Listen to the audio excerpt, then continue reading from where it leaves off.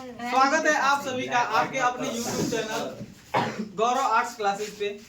चलिए आज हम देखेंगे हिंद यूनानी शासकों के बारे में। इसमें सबसे बढ़िया से क्या समझना है, इसको भली बात सब लोग गौर कीजिएगा। ये बहुत टफ सेक्शन होता है, इसको कोई पढ़ना नहीं चाहता है, लेकिन हमारे जैसे शिक्षक जब उपस्थित है आप लोग को डरने की कोई जरूरत नहीं है। इसको हम अपने लेवल से एकदम सटीक और आसान भाषा में शब्दों में उपलब्ध करा दिए हैं। चलिए मेरे साथ याद करते हुए और नक्शा पे समझते हुए चलिएगा। किसी को कोई समस्या है? चलिए ध्यान दीजिए। हिंद यूनानी शासक के बारे में यदि पूछेगा तो ऑब्जेक्टिव में अगर कोई प्रश्न बना सकता है तो पहला प्रश्न यही होगा कि भारत पर आक्रमण करने वाला प्रथम विदेशी शासक कौन था। ये एग्जाम में ऑब्जेक्टिव में क्वेश्चन पूछ सकता है। इसका सही आंसर क्या हो जाएगा? डेमेट्रियस। इसका सही आंसर क्या हो जाएगा? क्वेश्चन क्या है फिर से सुनिए। भारत पर आक्रमण करने वाला प्रथम विदेशी शासक कौन है? डेमेट्रियस। चलिए ये किस कहां से संबंधित है? हिंद यूनानी से। हिंद यूनानी मतलब भारतीय है नहीं विदेशी।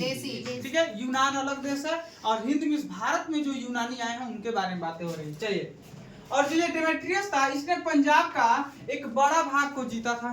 पंजाब के बड़ा भाग को जीता था। यही आपको बस याद रखना है दो बात कि भारत पर आक्रमण करने वाला प्रथम विदेशी शासक डेमेट्रियस और इसने पंजाब के एक बड़े भाग को जीता था। बस इसके बाद दूसरा शासक के बारे में पढ़ेंगे। सर्वप्रसिद्ध दूसरा शासक, सर्वप्रसिद्ध शासक का क्या नाम है? मिनांडर। जो मिनांडर था इसी को मिलिंद भी कहा जाता था। क्या कहा जाता था? मिलिंद। मिनांडर को अन्य नाम से क्या जाना जाता था? मिलिंद नाम से जाना जाता था। कोई दिक्कत है? चलिए, इसकी राजधानी सकला या सियालकोट थी। इसकी राजधानी कहाँ थी? सकला या सियालकोट। कोई दिक्कत है? चलिए इसको फिर से समझिएगा। प्रसिद्ध शासक का क्या नाम है? मिनांडर। अच्छा, कहाँ से संबंधित है? यूनानी। और इसका राजधानी कहाँ था? सकला या सियालकोट। कोई दिक्कत है? चलिए आगे देखिए।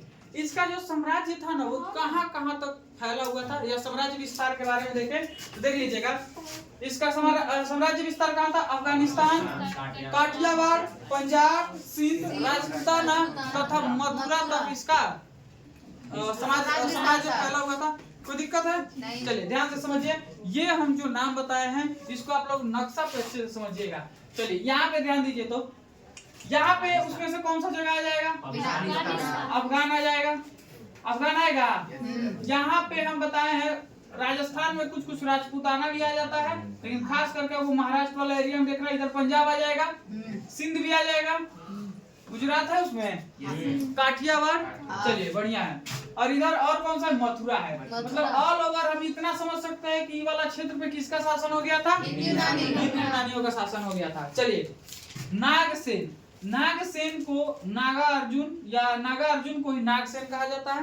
नागसेन ने इसे बौद्ध धर्म की दीक्षा दी थी। किसे? मिनांडर को। अगर ऑब्जेक्टिव में क्वेश्चन बनाएगा तो पूछेगा मिनांडर को बौद्ध धर्म की दीक्षा किसने दी थी? नागसेन या नागार्जुन। कोई दिक्कत है? चलिए इसके बाद आपको पढ़ना है कि सोना का सिक्का जारी करने का श्रेय किसे जाता है? हिंद यूनानियों को। सोना का सिक्का सबसे पहले किसने जारी किया था? हिंद यूनानियों ने जारी किया था। एक और चीज खूब बढ़िया समझना है, मिलिंद नाम से जाना जाता था मिनांडर को, और उसी से रिलेटेड एक पुस्तक है, उसका क्या नाम है? मिलिंद पन्हो। किस पुस्तक में? मिलिंद पन्हो पुस्तक में मिनांडर और नागार्जुन सागर के बीच में, नागार्जुन सागर नहीं सिर्फ नागार्जुन, ठीक है, ऐसे एक नागार्जुन सागर बांध है, इसे याद आ गया है। चलिए, नागार्जुन के बीच में बातचीत जो हुआ है, जैसे कि मिनांडर के मन में जो बातें थी वो अपना प्रश्न पूछता है किससे? नागार्जुन से, और नागार्जुन उत्तर देते हैं। उन्हीं को संकलित करके किस पुस्तक में लिखा गया है? मिलिंद पन्हो पुस्तक में मिनांडर और नागार्जुन के बीच के बातचीत को संग्रहित किया गया है। किसी कोई समस्या है?